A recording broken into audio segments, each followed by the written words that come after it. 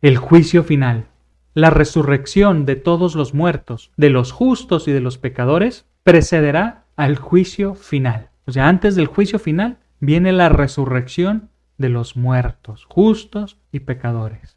Esta será la hora en que todos los que estén en los sepulcros oirán su voz, dice el Evangelio de Juan.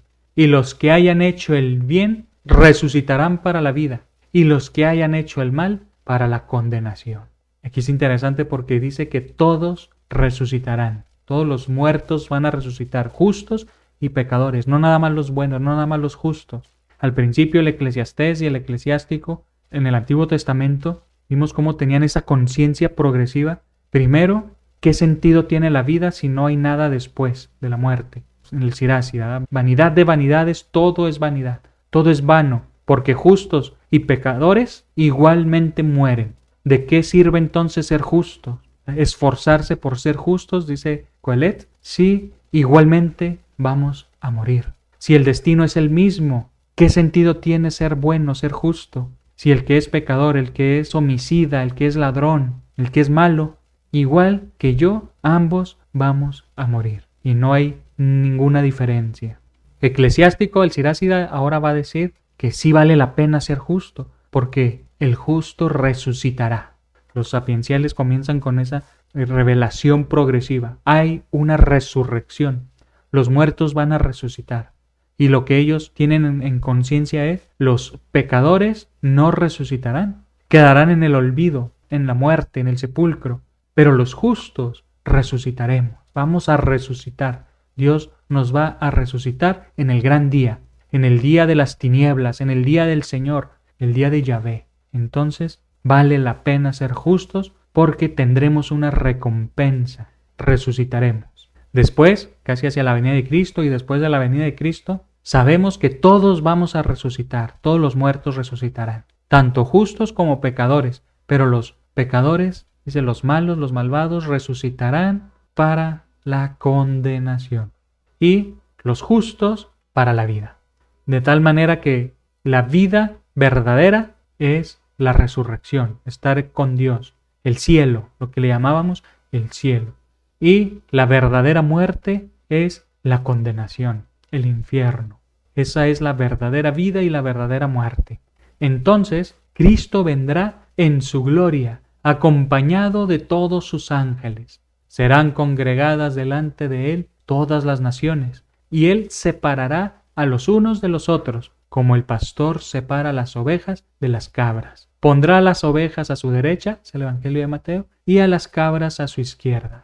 E irán estos a un castigo eterno, y los justos a una vida eterna. Discurso escatológico de Jesús en el Evangelio de Mateo, hacia el final del Evangelio de Mateo. Serán congregadas delante de él todas las naciones. De hecho, litúrgicamente nos aproximamos a esa celebración. Estamos hacia el final del ciclo litúrgico y el día de Cristo Rey vamos a celebrar esto precisamente, que Cristo viene para reinar sobre el mundo eternamente al final de los tiempos. Cristo Rey es prácticamente una celebración escatológica. Esperamos esa venida de Cristo al final de los tiempos para juzgar a vivos y muertos. E irán estos a un castigo eterno y los justos a una vida eterna. Frente a Cristo, que es la verdad, será puesta al desnudo definitivamente la verdad de la relación de cada hombre con Dios. Ahora sí, Cristo está aquí. ¿Se acuerdan que el padre Prado Fruster nos decía que en el juicio particular no necesariamente va a venir Cristo a nuestro encuentro a juzgarnos, sino que nos va a revelar en nuestra conciencia lo que hemos hecho bien y lo que hemos hecho mal? Pero en el juicio final, ahí sí está la convicción de que Cristo viene.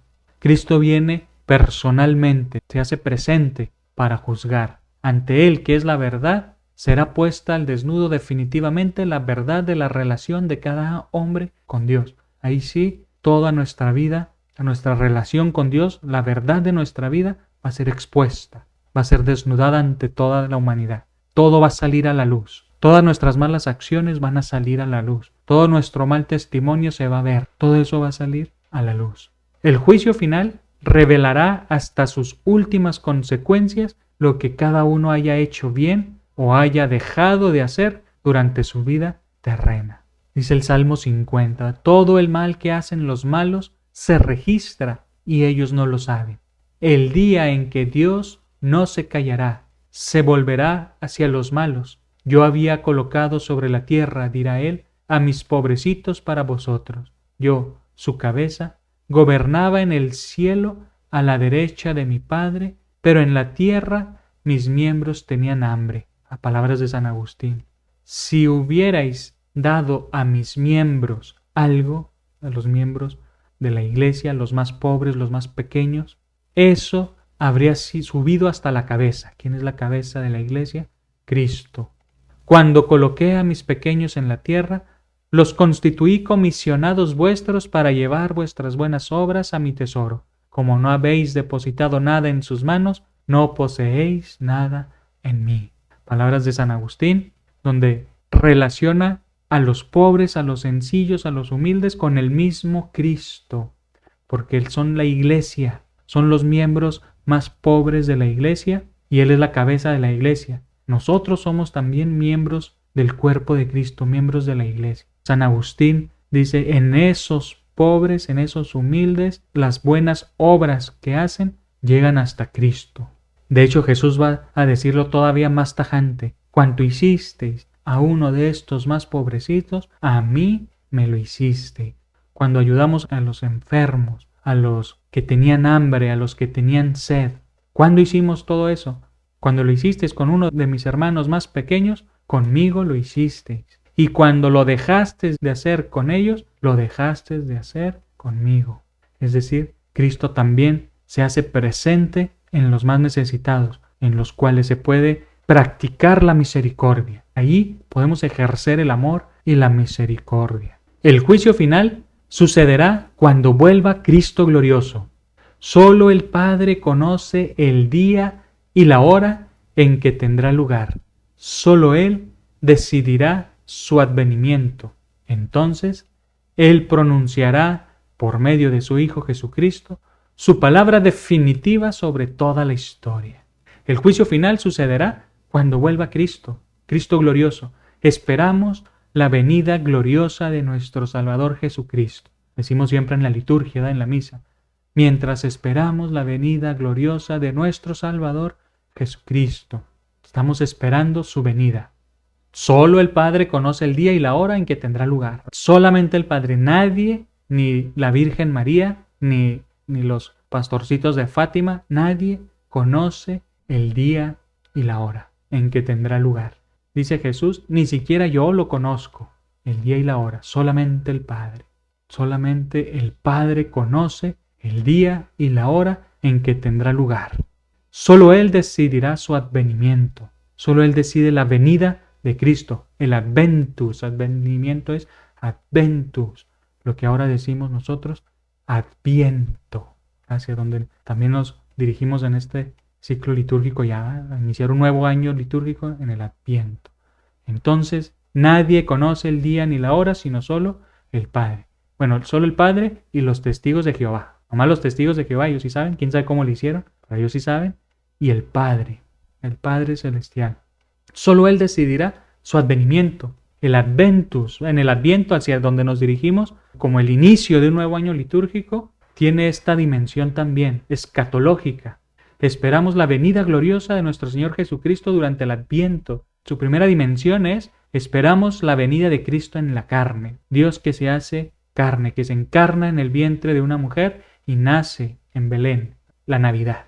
Advenimiento es venida. Esperamos su venida en la carne y celebramos la Navidad, porque hoy nos ha nacido un Salvador. Entonces el Adviento es tiempo de preparación para la venida del Salvador, a su primera venida en la carne. Pero al mismo tiempo también es preparación para su venida al final de los tiempos. Así comienza el año litúrgico, ¿va? O sea, culmina con Cristo Rey, que viene a juzgar a vivos y muertos, a señorear sobre toda la tierra, a ser Rey del universo. Y comienza el nuevo ciclo litúrgico, ciclo C, en este caso vamos a empezar, y comienza con el Adviento, la venida de ese niño Jesús en la carne y al mismo tiempo la espera de su venida gloriosa al final de los tiempos.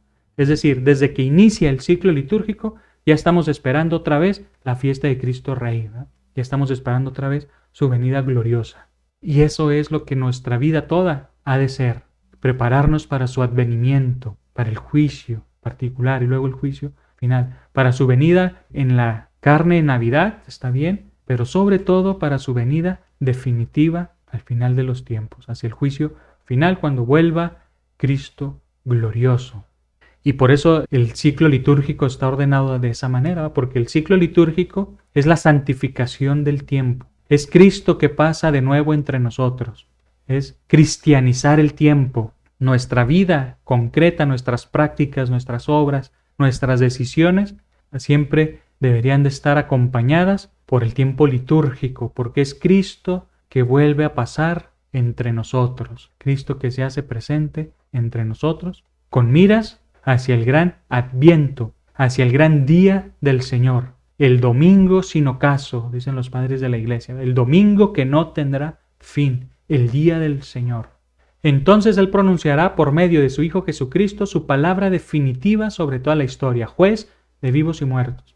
Nosotros conoceremos el sentido último de toda la obra de la creación y de toda la economía de la salvación. Vamos a dar a conocer por fin el sentido de todo lo que existe y comprenderemos los caminos admirables por los que su providencia habrá conducido todas las cosas a su fin último. Vamos a descubrir esos caminos admirables, misteriosos, por los cuales Dios guió por su providencia todas las cosas a sí mismo, hacia Cristo. Todas las cosas tendrán a Cristo por cabeza, dice San Pablo, las del cielo y las de la tierra. De una manera providente Dios ordena todo para que todo tenga a Cristo por cabeza. Incluso cuando pensábamos que todo estaba perdido, hay esperanza, hay salvación. Un caso que se me viene a la mente es, por ejemplo, los niños que mueren sin bautismo, pero que los papás querían que recibieran el bautismo. Hablábamos antes del limbo, una posible explicación que luego fue superada por la Comisión Teológica Internacional y firmada por Benedicto XVI, que no sabíamos cómo explicar qué iba a pasar con ellos después de la muerte, aunque sabíamos que en la venida de Cristo iban a entrar en la gloria celestial definitivamente.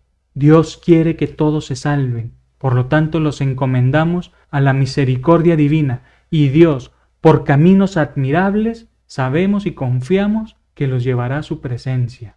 E incluso a lo que parece imposible, como un niño que muere sin bautismo, por un camino admirable su providencia hará que se conduzcan ellos también hacia su fin último, hacia Cristo.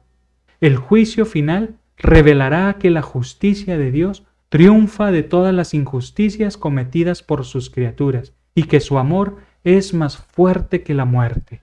También esto va a revelar el juicio final, que la justicia de Dios triunfa sobre las injusticias de nosotros. Su justicia va a triunfar incluso sobre nuestras injusticias y que su amor es más fuerte que la muerte. Palabras llenas de esperanza. Incluso también me viene a la mente un pecado muy moderno que atormenta a muchas mujeres, que se les ha vendido el aborto como una solución buena, bondadosa, como una solución viable, pero que generalmente, no sé mucho del tema, pero generalmente cuando una mujer al fin toma la decisión, porque una cosa es militar y promover la ideología o la doctrina del aborto, una cosa es tener una manera de pensar, pero otra cosa muy diferente es cuando a la mujer le toca realmente tomar esa decisión, cuando realmente se enfrenta a la decisión y lo hace. Viene un trauma postaborto, un momento de culpa, de depresión, cuando se dan cuenta de lo que realmente hicieron, aunque lo hicieron, digamos, engañadas por todo este sistema y armado de ideologías, de políticas, de normas, de leyes, de lo que quieran, ¿verdad? Tal vez engañada, tal vez influenciada, presionada, pero al final toma la decisión. Entonces se arrepiente, ¿verdad? Se arrepiente con todo su corazón. Pero ¿qué nos dice la Iglesia? Ese pecado no lo puede absolver el sacerdote de manera ordinaria, sino que tiene que ir al obispo. Ya a partir del Jubileo de la Misericordia, Papa Francisco delegó también esta autoridad a los sacerdotes y hasta ahorita que yo sepa no la ha quitado, no se las ha levantado. Todos se pueden acercar ahora a cualquier sacerdote con un corazón arrepentido, de manera que aún esas mujeres que tal vez creen que no merecen el perdón y que no dudan de la misericordia de Dios, pero creen que merecen sufrir, que merecen castigo, incluso ellas van a ver que la justicia de Dios triunfa sobre todas las injusticias de los hombres y que su amor es más fuerte que la muerte. El amor de Dios está por encima de la muerte. No estamos minimizando el quitarle la vida a otra persona, y menos el vientre de su propia madre, ¿verdad? Y menos si fue su propia madre, ¿verdad?, la que lo quiso hacer. No es que lo minimicemos, es que sabemos que el amor de Dios es más fuerte que la muerte y que Él va a llevar todas las cosas a tener a Cristo como cabeza. Y sabemos, ¿verdad?, que si las personas, la mujer y las personas también involucradas, se arrepintieron de corazón, estarán reconciliadas con Dios, estarán unidas con Dios. Seremos una sola familia, incluso podríamos decir, se reencontrará con su hijo, con su hijo, su hijita, o lo que iba a ser. Se reencontrará. Como hemos visto en el tema de la muerte, la Sagrada Escritura nos dice que en el momento de la muerte nos reencontraremos con nuestra familia, con nuestro pueblo, con la iglesia. Seremos una sola iglesia, un solo cuerpo. Entonces, me viene a la mente eso, pues, cuando hablamos de su amor es más fuerte que la muerte. El mensaje del juicio final llama a la conversión mientras Dios da a los hombres todavía el tiempo favorable, el tiempo de la salvación. Es decir, el hecho de que sepamos que va a haber un juicio final es para que nos convirtamos, es para darnos tiempo para la conversión, para la salvación. Tiempo favorable, tiempo de salvación, es el apóstol San Pablo. Este es el tiempo de la misericordia, este es el tiempo de la salvación. Ahorita es cuando hay perdón de los pecados. El tiempo se agota, así como el ciclo litúrgico ya se va a acabar. El tiempo se agota, culmina el ciclo litúrgico con Cristo Rey del Universo, con el juez que viene a juzgar a vivos y muertos, con el día final. Y eso que celebramos en la liturgia, lo vamos a vivir también nosotros. Nuestro tiempo se agota, se acerca el día de nuestra propia muerte. Este es el tiempo de la misericordia, este es el tiempo de la esperanza. Ahorita es cuando debemos hacer buenas obras, obras de misericordia. Ahorita es cuando debemos amar, perdonar a los demás, porque después ya no va a haber más tiempo. Después, cuando Cristo vuelva, ya no va a haber más sacrificio por los pecados. Cesará el sacrificio. Ya no habrá más tiempo favorable, ya no habrá más tiempo para convertirse. Se acaba el tiempo, se agota el tiempo. Y no solamente al final de los tiempos, se agota el tiempo de nuestra propia vida. Y después de muertos no lo vamos a poder resolver. A veces queremos resolver la vida de nuestros seres queridos con la misa, ofreciendo misas y ofreciendo misas y ofreciendo misas. Que qué bueno que lo hagan, es una obra de misericordia, orar por los difuntos y ofrecer el santo sacrificio por nuestros difuntos. Ojalá que lo sigan haciendo, no digo que no se haga, pero el tiempo es cuando estamos vivos. Este es el tiempo para rectificar el camino, para convertirnos. Este es el tiempo de la salvación, mientras estamos vivos. Después de la muerte ya va a ser muy difícil, ya va a ser muy difícil. Por más misas que ofrezcamos, si la muerte nos atrapó en el pecado mortal, en una vida de pecado mortal, no que ese día no nos confesamos, ¿verdad? No, tampoco es así, la justicia de Dios no es así, sino que después de toda una vida de pecado mortal, no nos quisimos arrepentir, después de la muerte ya va a ser muy difícil cambiar eso, esa decisión diaria, esa decisión de toda mi vida, que todos los días elegí el mal, va a ser muy difícil cambiar esa decisión después de la muerte, por más que nuestros seres queridos recen por nosotros. Va a ser muy difícil si el tiempo de la misericordia es hoy. Inspira el santo temor de Dios. El juicio inspira también el santo temor de Dios. El temor de Dios es una virtud, es un don del Espíritu Santo. El temor de Dios es sabiduría. Últimamente hemos escuchado mucho de que a Dios no se le debe de tener temor, porque es amor. Inspirados en una carta de Juan, ¿verdad? En la carta del apóstol Juan, que dice, Dios es amor y donde hay amor no hay temor.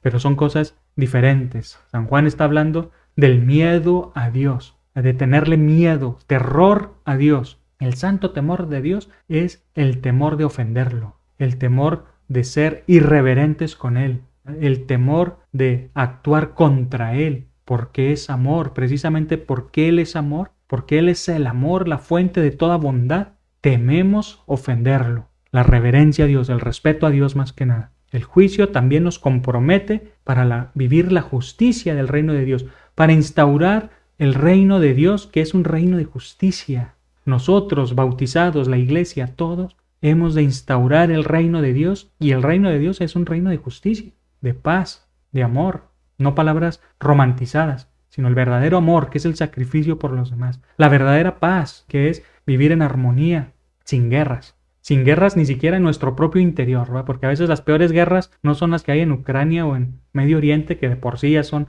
terribles, sino la misma guerra que hay en mi corazón, que no me deja amar, que mantiene resentimientos, que mantiene odios contra personas, que mantiene rencores. El reino de Dios es instaurar la paz y la justicia de Dios. Anuncia la bienaventurada esperanza, Tito 2:13, de la vuelta del Señor, que vendrá para ser glorificado en sus santos y admirado en todos los que hayan creído. La vuelta del Señor, el regreso, la segunda venida de Cristo, quien vendrá para ser glorificado en sus santos y admirado en todos los que hayan creído.